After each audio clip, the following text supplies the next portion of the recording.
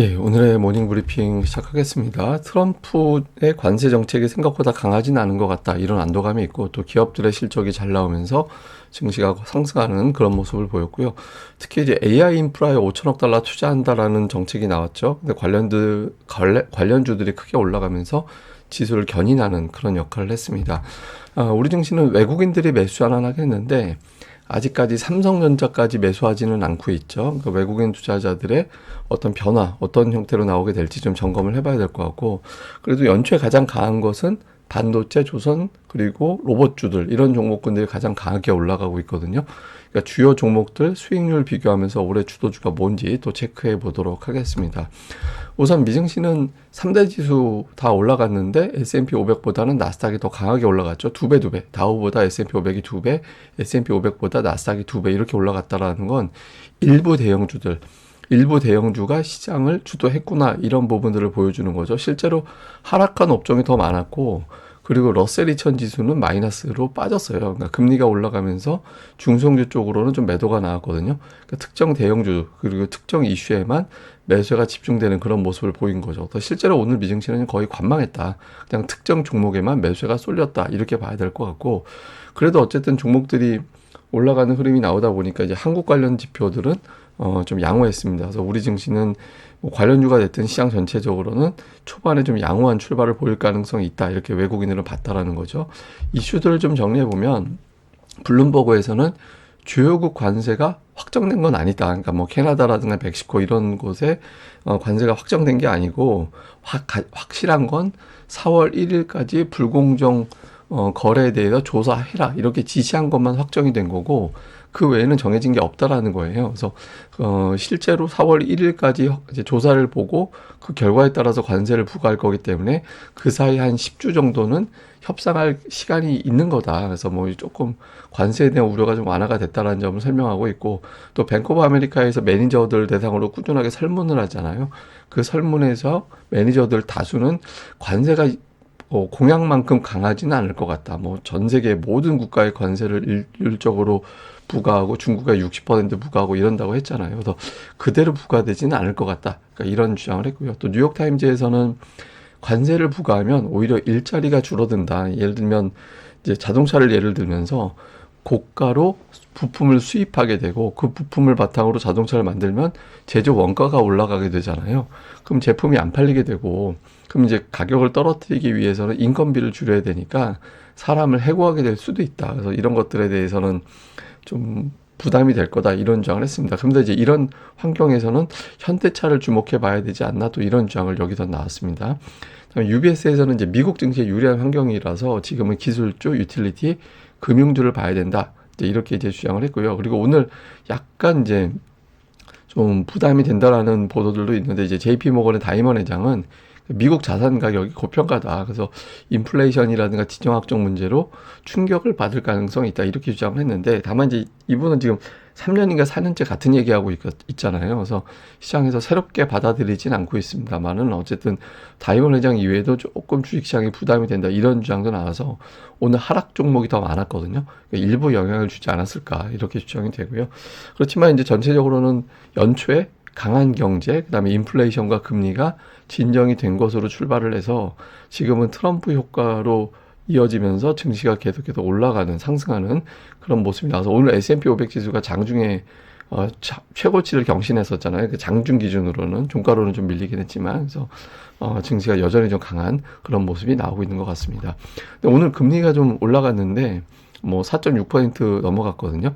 금리에 대한 전망이 몇 개 나온 걸 보면 블랙록에서는 부채가 증가하고 있고 그러면 이자를 계속 내야 되니까 또 부채 자체를 이자를 내기 위해서는 또 빚을 져야 되잖아요. 그리고 좀 노동자들의 고령화 이런 것들을 감안해 본다라면 금리가 높은 수준을 유지할 것 같다. 그렇지만 7대 기업의 탄탄한 재물을 감안해 볼 때 이 기업은 현금이 되게 많기 때문에 주식시장이 타격을 받지는 않을 거다.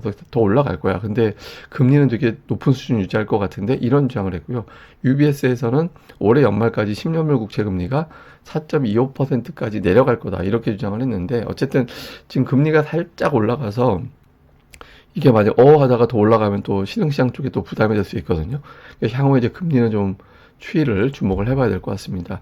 특징적으로는 이제 엔비디아가 오늘 4% 넘게 올라갔습니다. 그러니까 스타게이트, 그러니까 AI 인플라에 5천억 달러 투자한다, 최대 5천억 달러 투자한다라는 보도가 나오고 있잖아요. 그래서 여기에 대한 어떤 기대감으로 엔비디아 올라가고 하면서 시가총액 1위로 더 강하게 이제 이 애플과의 격차를 벌이고 있고, 뭐 오클로나 오라클이나 이렇게 해서 AI 관련된 또는 원전 관련된 종목군들도 계속해서 이제 상승하는 그런 모습이 나오고 있고요. 반면에 이제 테슬라는 좀 주가가 애매하죠. 그러니까 이제 올해 들어서 올라가긴 했지만 작년도 480달러 찍어둔 다음부터는 조금 주가의 시원스러운 상승보다는 산발적인 상승 이렇게 나오고 있거든요. 그러니까 전기차 보조금에 대해서 폐지하겠다 이런 어떤 조치가 나오면서 테슬라에 오히려 유리하지 않을까 이런 분석도 있었지만, 이게 테슬라 사업 중에서 그 무공해 차량의 할당량을 채우지 못하면 다른 회사, 이걸 보유하고 있는 회사로부터 이제 크레딧을 사야 되는 그런 정책이 있거든요. 그래서 테슬라가 이제 무공해 차량을 만드니까 이 회사에서 다른 회사 쪽으로 그런 걸 팔았어요. 그 관련된 매출만 누적으로 한 100억 달러 정도 됐었거든요. 중요한 사업 중에 하나였죠. 그런데 그 사업이 타격을 받게 되고, 그러면 테슬라의 어떤 전체적인 외형 자체는 축소되는 거 아니냐. 실제로 뭐 테슬라 인도량이라든가 이런 것들이 탁월해서 주가가 올라간 건 아니었잖아요. 그래서 이 부분에 대한 경계감이 최근 들어서 좀 작동이 됐던 것 같습니다. 근데 오늘은 그냥 미국에서는 넷플릭스 같이 실적이 잘 나오거나 아니면은 AI하고 연결고리가 있거나 뭐 이런 종목들이 올라가고, 그 외 종목군들은 뭐 좀 애매하거나 좀 눌리는 종목도 많았기 때문에 전체적으로는 AI 플러스 실적이 견인한 하루였다 이렇게 봐야 됩니다. 근데 이제 미국은 이런 흐름이 좀 이해가 되는 게, 자금, 업종별 자금 동향을 보면 기술주 쪽으로는 자금이 또 들어오는 모습이 나오고 있고, 그 다음에 이제 금융주 이쪽에 또 자금이 좀 들어오고 있거든요. 근데 업종으로 보면 그렇고, 이제 좀 또 하나 카테고리를 또 분류를 다르게 해서 보면 대형주 쪽 자금이 들어오고 있잖아요. 그러니까 대형주 쪽에 자금이 계속 들어오고 있고, 그다음에 스몰캡 쪽으로는 자금이 오히려 나갔거든요. 그래서 미국에서는 뭐 트럼프 당선 이후에 이제 관세라든가 이런 정책이 있는데, 이게 이제 불안정하다 보니까 재무가 탄탄한 대기업들, 그러니까 이런 쪽에 좀 매수하는 게 좋을 것 같고, 규제 완화에 수혜가 되는 은행주, 그러니까 이런 쪽으로 좀 봐야 되는 거 아닌가, 이런 정서가 있는 것 같아요. 그래서 미국 내에서도 차별화 장세가 좀 나타나고 있다, 이렇게 보면 될 것 같습니다. 자, 우리는 지수는 올라가는데 하락 종목이 더 많은 그런 형태가 나오고 있죠. 어저께도 뭐 지수는 좋은데 하락 종목이 더 많았잖아요. 코스피 같은 경우, 코스닥 같은 경우는 최근에 4일 중에서 3일 지수가 플러스가 났는데, 그 중에서 3일은 또 그러니까 3일 연속해서 하락 종목은 더 많아요.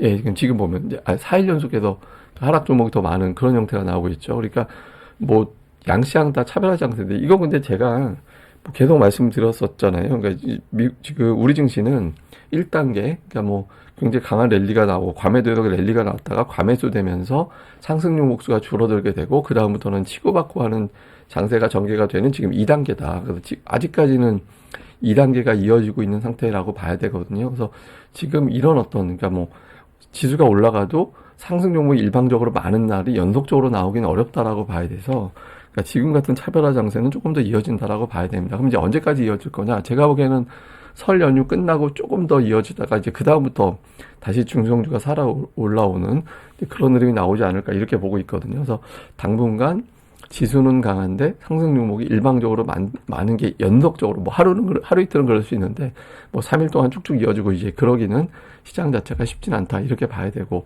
뭐 그럴 수 있는 배경에는 이제, 그럴 수밖에 없는 배경에는 이제 수급을 봐야 되죠. 그러니까 코스피와 코스닥을 이렇게 놓고 보면 개인이 매수하는 날이 더 많았잖아요. 그리고 이제 매수 주체가 보시면 연기금이에요. 그러니까 연기금 쪽을 보면 매수죠. 그러니까 연기금이 뭐 스몰캡을 매수할 리는 없잖아요. 그러니까 대형주 일부, 그러니까 이런 종목군들이 올라가는 상태고, 개인들이 만약에 예탁금이 되게 많이 들어온 상태에서 개인이 매수한다면 이제 상승 종목을 일방적으로 끌어올릴 수 있는 그런 역할이, 그렇게 이제 할 수 있는데, 지금 예탁금이 늘지 않은 상태이기 때문에 개인들이 이제 시세를 주도하는 그런 역할을 하기는 조금 어렵다고 봐야 되거든요. 그래서 연기금이 주도하고 산발적으로 외국인들이 붙고, 이제 금융투자가 매수로 전환이 됐고, 그러니까 이런 구도라면 이제 중대형주 쪽이 조금 더 유리한 환경이긴 하죠. 그래서 지금의 어떤 구도 자체가 좀 그렇게 돼 있다, 이렇게 이제 봐야 될 것 같습니다. 근데 조금 이제 주목해서 봐야 되는 건, 코스피가 121선 언저리까지 올라왔거든요. 그래서 121선을 돌파하게 되면 이제 시장의 양상이 좀 달라질 수는 있죠. 121선 거의 6개월에 달하는 추세선이기 때문에 6개월 동안 투자자들의 고민이 해소가 됐다. 이렇게 평가될 수 있거든요. 그래서 이게 어떻게 되느냐. 또 하나 주목해 볼 만한 건 그동안의 코스피는 고점과 저점이 낮아지는 추세였거든요. 근데 지금은 저점과 고점이 높아지는 추세로 바뀌고 있잖아요. 그래서 코스피는 약간 이제 추세는 좀 바뀐 거라고 볼 수는 있습니다. 그래서 이제 조금 제가 조심스럽게 말씀드리면 이제 반등장하고 상승장하고 다르거든요. 그러니까 반등장은 대부분의 종목이 올라가는 게 반등이고 상승장은 선별적인 종목이 올라가는 게 상승장이거든요. 그래서 투자자들은 지금 약간 시장이 그런 형태로 제한적인 어떤 종목들만 움직이는 장세로 바뀐 게 아닌가 이렇게 보는 것 같습니다. 코스닥은 이제 121선 넘어갔거든요. 그러니까 61선에 일찌감치, 61선도 굉장한 저항대였는데 이미 돌파가 됐고 지금 121선 도전을 하고 있죠. 저 지점을 돌파하게 되면 어떤 게 나오게 되냐면 이제 확실한 주도주가 계속 부각이 됩니다. 지금 이미 이제 주도주는 부각이 된 걸로 보여지긴 하는데 어쨌든 장세 자체가 121선을 완전히 넘어가게 되면 이게 저항이 되면 당연히 이제 종목들이 박스권으로 바뀌게 될 텐데 돌파되면 메인 주도주가 이제 더 강하게 끌어올리는 그런 역할을 하게 되거든요. 그러니까 그런 기로점이 있다. 이렇게 보면 될 것 같습니다. 근데 지금 시장을 보면 올해 누적으로 볼 때는 이제 현재로는 빅3, 그러니까 반도체. 그러니까 제가 이제 뭐 이 종목을 각각 끌어서 설명드리는 이유는 그 업종 내에서 가장 센 종목을 보여드리기 위해서 이제 보여드리는 거거든요. 그러니까 좀 세게 가는 종목들 내에서는 또는 이제 상징성이 있는 종목군들 아니면 개인 투자자들이 많이 비중을 차지하고 있는 종목군들 이런 거 위주로 이제 구성을 해서 보여드리면 PSK 홀딩스 그러니까 이 종목이 더 부각이 됐다라는 거는 AI, HBM 이런 쪽의 어떤 주목도가 컸다라는 거잖아요. 그다음에 레인보우 로보틱스는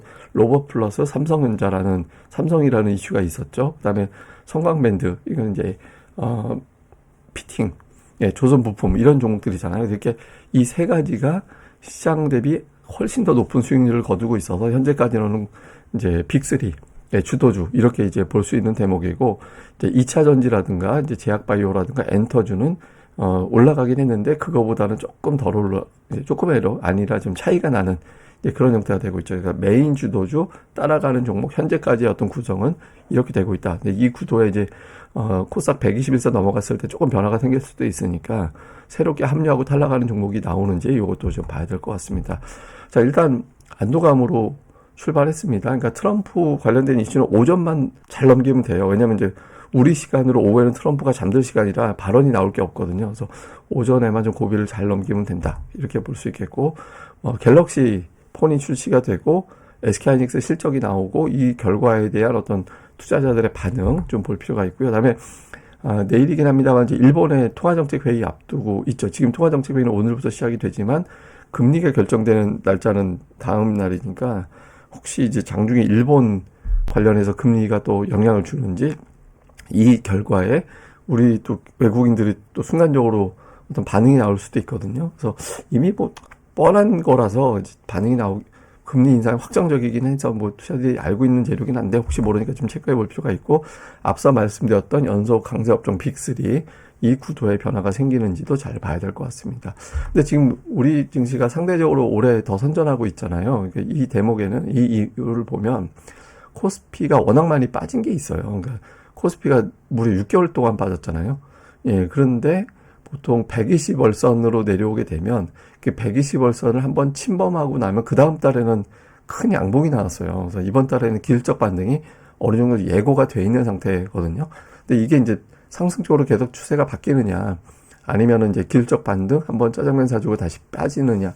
그러니까 이거는 올해 실적 추정치 우리나라 경제 성장이 어떤 형태로 구도가 되느냐에 따라 달려 있거든요. 그래서 제가 보기에는 이제 정적인 변수도 상당히 중요한 역할을 할 것 같습니다. 그러니까 만약에 경기 부양이라든가 이런 것들이 따를 수 있는 분위기로 가게 된다라면 이제 더 올라갈 수 있는 대목이 되고, 그렇지 않다라면 이제 한 달 올라갔다가 이제 그 다음에 또 주춤거리는 그런 형태가 나올 수 있거든요. 그래서 정치 관련된 어떤 뉴스 이런 것들도 좀 잘 체크를 해볼 그런 시기다 이렇게 봐야 되겠습니다. 아이고, 제가 최근에는 이제 건강에 대한 중요도를 계속 또 절실하게 느끼게 되는데, 뭐 조금이라도 컨디션이 괜찮을 때 관리하는 게 되게 중요하거든요. 그래서 좀 뭐 날씨가 또 미세먼지 때문에 운동하기는 어렵긴 한데 좀 날씨 조금만 풀리면 꾸준하게 좀 건강 관리도 많이들 하셨으면 좋겠습니다. 저는 또 다음에 뵙겠습니다. 이 방송 구독하기와 좋아요, 예, 꼭 부탁드립니다. 감사합니다.